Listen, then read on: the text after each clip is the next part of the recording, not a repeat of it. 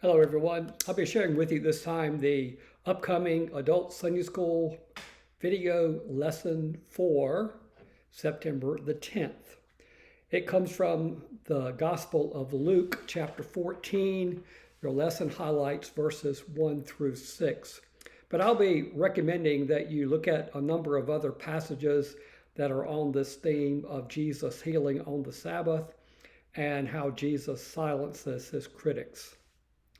It is fitting that we study Jesus' healings on the Sabbath from the Gospel of Luke, since Luke was a medical doctor. That certainly gave him perspective as a medical doctor to analyze and talk about Jesus performing miracles.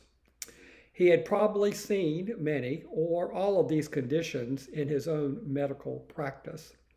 Luke records 6 miracles of Jesus that he performed on the Sabbath day. They come from Luke chapters 4, 6, 13, and 14. And I would recommend, as we look at these passages in depth, that you check them out and follow in your own Bible. Let's begin with Luke chapter 4, verses 31 to 39. In Luke chapter 4, Jesus was in Capernaum on the shores of the Sea of Galilee. He was teaching the people, presumably in the synagogue.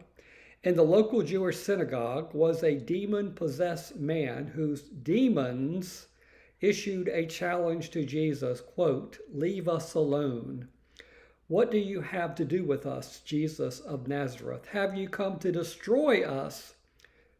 Notice the word us, referring to many demons. "I know you are the Holy One of God." In response to this challenge from the demons, Jesus cast them out. The demons came out without hurting the man, which is noteworthy because usually the exorcising of demons is violent. And in this particular case, it was not. The people noted the authority of Jesus and his popularity increase. Leaving the synagogue, presumably still on the same day, that same Sabbath, Jesus went to Simon Peter's house, where Peter's mother-in-law was very ill. She had a high fever, and Jesus cured her of her illness such that she immediately got well and served Jesus and the others with a meal. In contrast with the other Sabbath healings, there are no adversaries present in Jesus' home. Now we turn to Luke chapter 6, verses 1 to 11. In this passage, Jesus and his disciples are walking through a grain field on the Sabbath and pick some grain. Deuteronomy chapter 23, verse 25 permitted going through a neighbor's field and picking grain as long as the person did not use a sickle, an instrument, to cut the stalk. Jesus and his followers ate because they were hungry.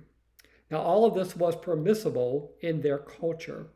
When questioned by the Pharisees, Jesus described the time when David and his soldiers were hungry and they ate the bread set aside for the priest in the tabernacle.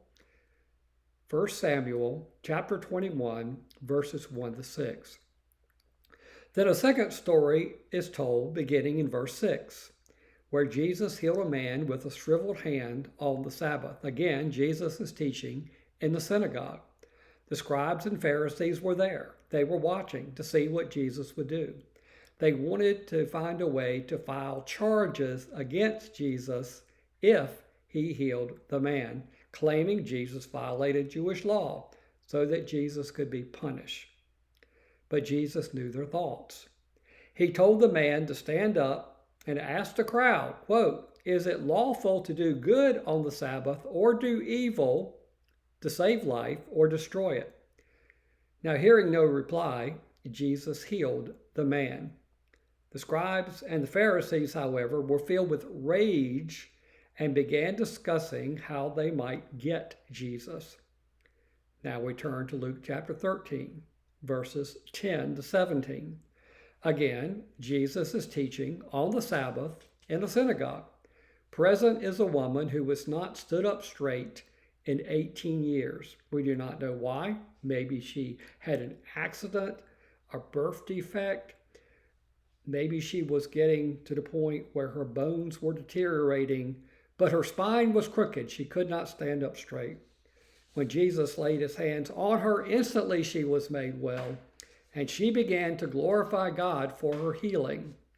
The leader of the synagogue, however, did not glorify God. In fact, he stood up in the presence of all those that were assembled, and he spoke openly against Jesus. He stated that this woman should have been healed on a different day of the week, any day other than the Sabbath. But then Jesus called the synagogue leader and his cronies hypocrites to their face. Hypocrites. Even oxen and donkeys get loosed so they can drink water on the Sabbath. So this woman needed to be loosed, to be freed from her affliction. Jesus emphasized that she was a Jewish woman, a daughter of Abraham. She was worthy of being healed. The force of Jesus' words and actions humiliated his opponents, and the crowd was rejoicing. And now we turn to the text that's found in your lesson. Luke chapter 14, verses 1 to 6. This sixth story of Jesus' healing on the Sabbath happens not in a synagogue, but in the home of a prominent Pharisee. This was a trap, a setup. The Pharisees were watching Jesus very closely so they could find a way to punish him, maybe even execute him. Present that day was a man with swelling of his extremities. This condition was referred to as dropsy, D-R-O-P-S-Y, and you may see that word in your Bible translation. Now, we might today call it gout, or we might say that, well, that swelling was the result of a lung or heart congestion issue where fluid builds up in the body and the body cannot release it fast enough. Apprising the situation, Jesus asked the scribes and Pharisees, quote, "Is it lawful to heal on the Sabbath or not?" Pretty simple question, yes or no answer. But as on previous occasions, they remained silent. Although if they had spoken, their answer would have been no, it is not lawful. Instead, they kept their silence because of the authority of Jesus and the influence of the crowd, because the crowd loved Jesus. They did not want to be treated as, quote, the bad guys, to which Jesus presented a hypothetical. Quote, "If your son or your prized ox falls into a well on the Sabbath, will you pull him or it out?" Meaning, will you let your son or your prized ox die? Of course, they would not. None of them would. The lesson is called Jesus Silences His Critics. In chapter 14, verse 6, it says this, "They could find no answer to these things." Yes, they were silenced, but only temporarily. They would not be honest with the people.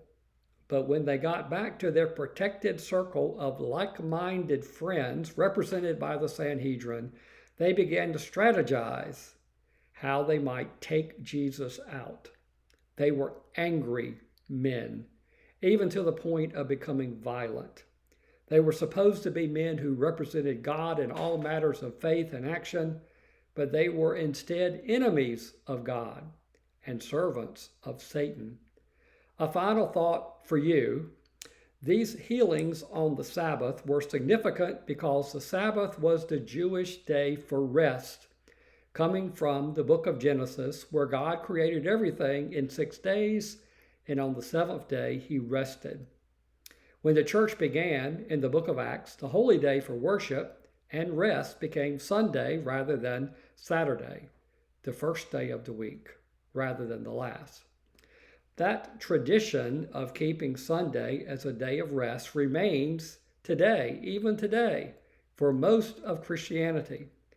The question for us is the same as that of the people in Jesus' day. What is permissible on Sunday and what is not? For example, is it fine for kids to play athletic games and matches on Sunday mornings, the prime time when churches gather for Bible study and worship? Is it fine for businesses to be open on Sunday morning when many of their employees would rather be in church? Is it fine for us to play hooky from church so that we can do something pleasurable that we could certainly do on a different day of the week? Now, what do you think? God bless. Have a great week.